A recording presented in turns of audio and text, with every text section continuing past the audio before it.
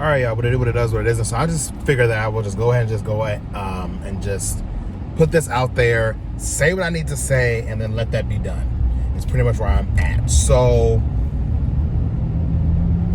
George Floyd, we are coming up on 2 weeks since his, tragic death. And I reserved my words, I reserved my posts, my feelings until last night. And this is where I'm at. Where I'm at right now is the core issue is racism. But I'm going to take it from a different side. Racism is not just a black and white thing. Racism is not just a white versus Asians or black versus Hispanics. Racism is across the board. Racism has got to stop. Period.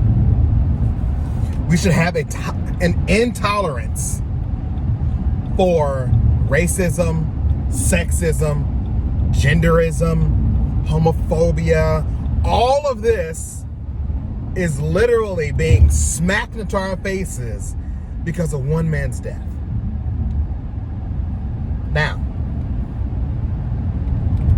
looking back over the past events of this last week or so with the riots, the looting, the protests, the peaceful protests and the not so peaceful protests, it just keeps all going back to, is really America the land of the free and the home of the brave?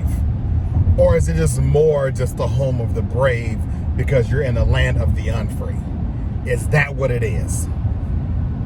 We've got to stop bickering, the fighting between each other. I mean, it's crazy that, have I been a victim of racism? If you follow me, you've seen a post. It was just last week. It was Wednesday when I felt the most uncomfortable that I've ever felt in a while. Have I been called the N-word in my lifetime? Yes. Have I been profiled? Yes. Have I been followed in a store just because I am an African-American male who's in a high-priced store and I have money to buy stuff in this store? Yes. Have I been put into a category because I'm walking with a group of other African-American males who we've just left a church service and we're just out trying to just have lunch? Yep. On top of that, have I been called Oreo or Carlton? Or have I been called, well, you're just white on the inside? Yes.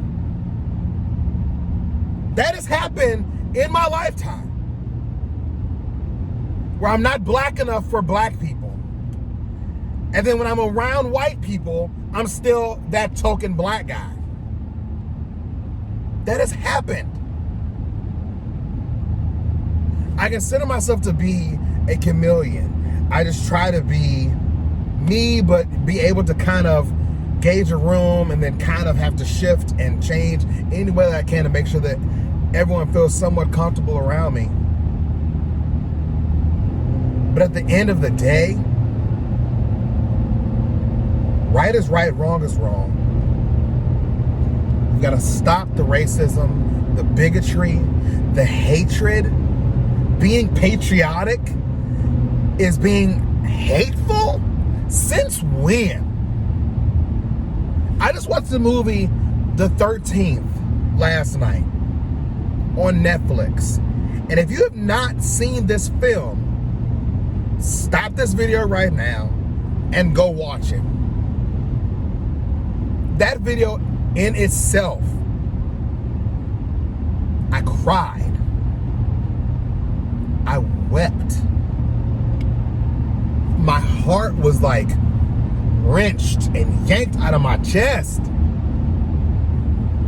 Because there was stuff that was going on in my lifetime. I'm only 32 years old.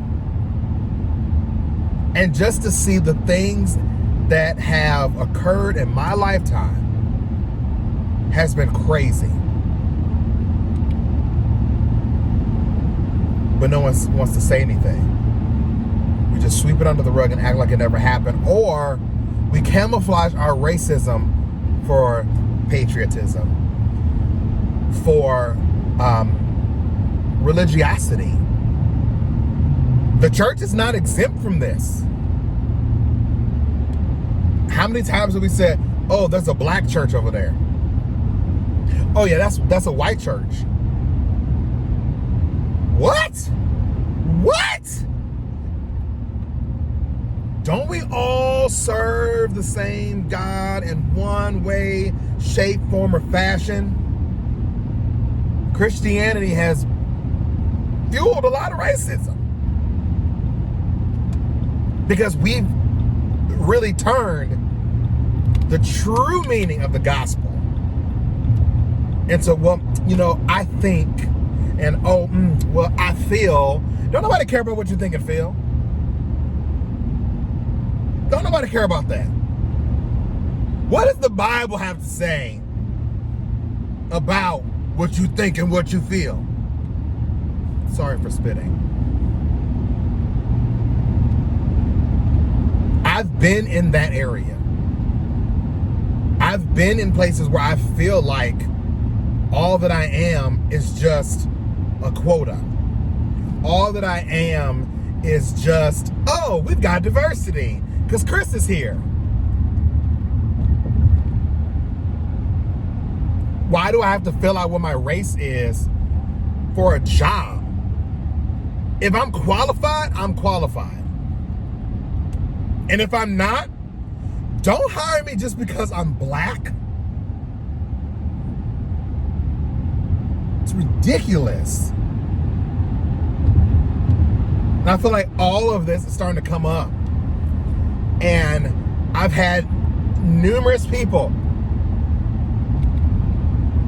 reach out to me like, oh my gosh, I didn't know this was going on. Thank you for waking up. Well, what do I do now? Don't apologize. Don't apologize. Educate and let's grow forward.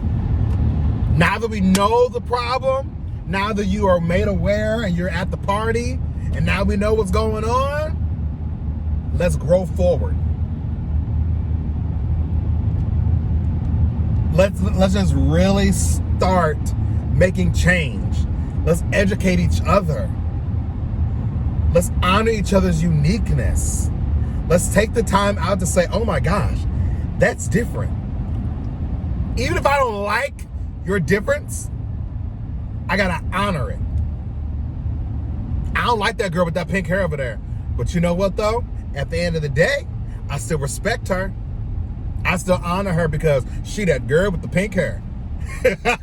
I mean, I don't know why a girl with the pink hair just popped up, but hey, we gotta do better. I refuse to raise my son in a world that is not created for him. I don't think no one really tripped off the fact. Let's even rewind this tape back to last summer when Lizzo had a performance at the VMAs. And she said, it's hard living in a world that don't love you back. Didn't nobody trip off of what she said. But it was so true. Black, white, Asian, red, yellow, whatever. At the end of the day, we are all human.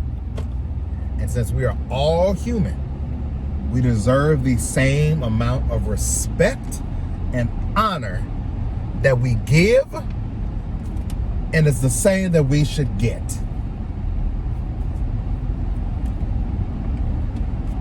That's all I got to say about that.